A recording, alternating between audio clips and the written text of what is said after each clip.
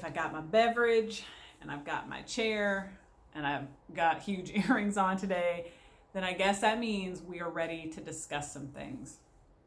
And I have a very specific thing I want to talk about today, and that has to do with publishing with the Big Five, or as people just refer to it, traditional publishing.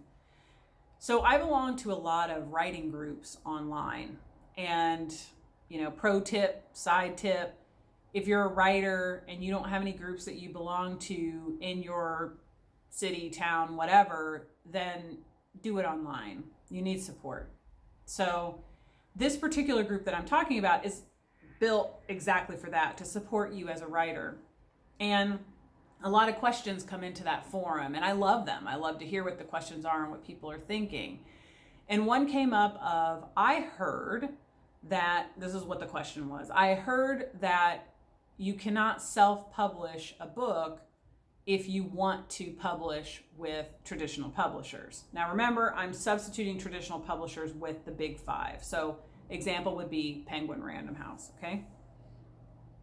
So I read that question, and because I'm on the personal development side, and the publishing house that I worked for stands apart from, it's a big publisher, but stands apart from the Big Five, that is not accurate. That's not true.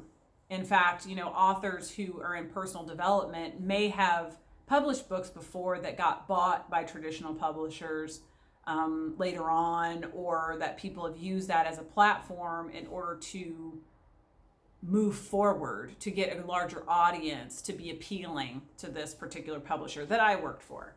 Now, when I don't know the answer to a question, I just shut up. So I was just chilling, and I started reading the comments at the bottom. And there were many people that echoed that, yes, this is true.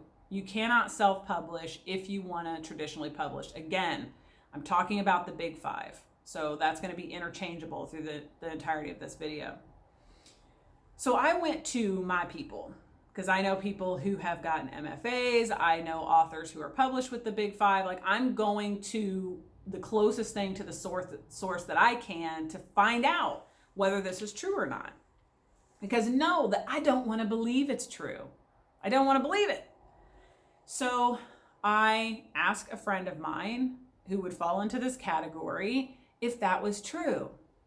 And when she told me yes, I almost lost my GD mind. In fact, I probably full on did, and actually felt her kind of recoil at the venom that was coming out of this mouth hole at that particular truth. Because I couldn't want to believe less that a construct of art was now suppressing it. Intentionally or unintentionally so, don't care.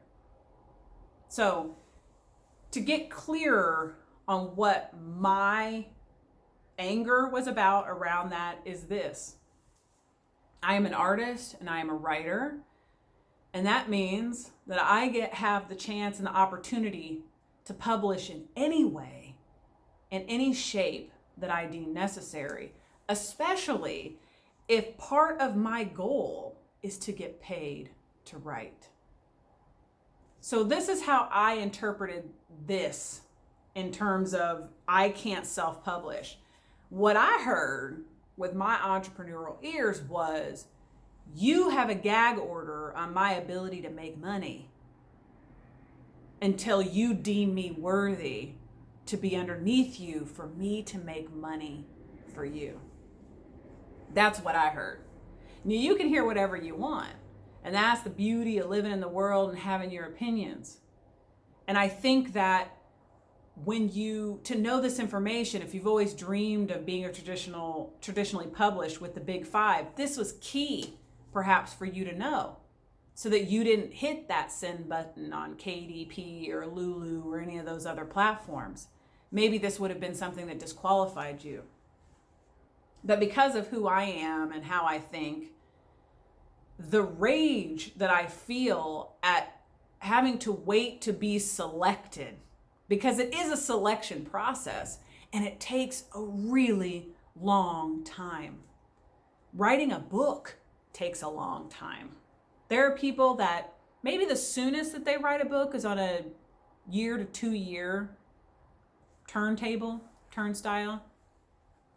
If you're really writing something, and that's just to write it, get it edited is another element of that, to get it prepped into this process, because you have to understand, to be traditionally published, if you didn't know this, it costs you money to publish anything.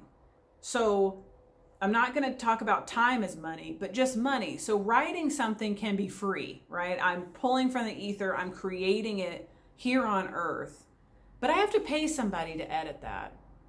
And that is money well earned and well deserved. I also may have to do something like take a class to understand how to query letter well, because I've got to get an agent in order to publish with the Big Five. So all of that time that you are trying to line everything up, I'm writing my book, I'm getting it edited, I'm getting my query letters out, I get accepted by an agent. We could go on in that process. But what I'm saying is that entire time, your only means to make money, if that is part of the dream and the goal, is that you are submitting to articles, to magazines, to online platforms that pay you for your work. And that is a way to do it. But if you've ever wondered why a lot of authors have blogs, it's because they're trying to build their platform, because they can't publish a book before that. In fact, there was a person that I know here in the local San Diego area that was asked to pull some of her blog posts down when an agent was starting to look at her book, because those blog posts were in relation to the material that was being submitted as part of the book. So there is a lot to a system. Good, bad, or indifferent, you get to decide. But I was extremely unhappy to know that that was a reality, because for me, I love my art, I love my writing, and I feel like I should be able to do whatever the hell I want with it whenever I want. And that means make money off of it when I want to too. Because the promise and the dream and the fulfillment of traditional publishing with the Big Five, that's something different. And if that's your thing and that's your thing you dig, do it. But know what the trade-offs are. Truly face the truth of the trade-offs, so that you have peace and understanding and knowing in here that this was the best decision you could have ever made.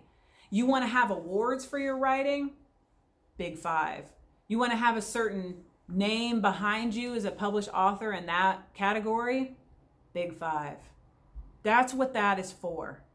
Are you going to be the wealthiest person ever? I don't know. I know authors that are working authors that publish through traditional publishers, and they are making their living. It's not the only place they're making their living, though. They're teaching, they're doing other things on top of that.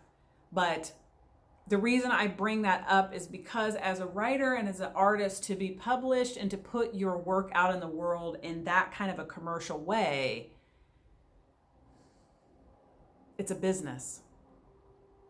And perhaps I had a very naive view of what business looked like in publishing. And I wanted it to be a different way. I wanted it to be supportive of art for the sake of both. I want to make my art and I want to make my money. And I want to make it now.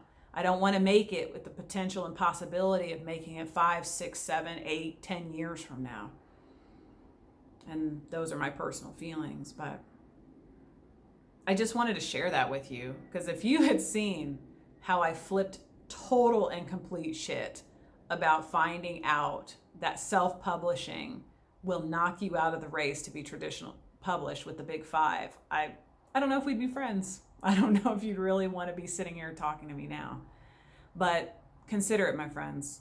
Consider what I'm talking about. Consider that as part of your big why on traditional publishing, that you know that that's your dream, that's where you want to go, why you want to do it, and what the trade-offs are in that, because there are trade-offs.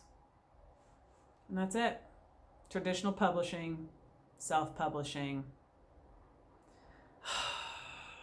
I think I'm just going to be scarred for the rest of life about this.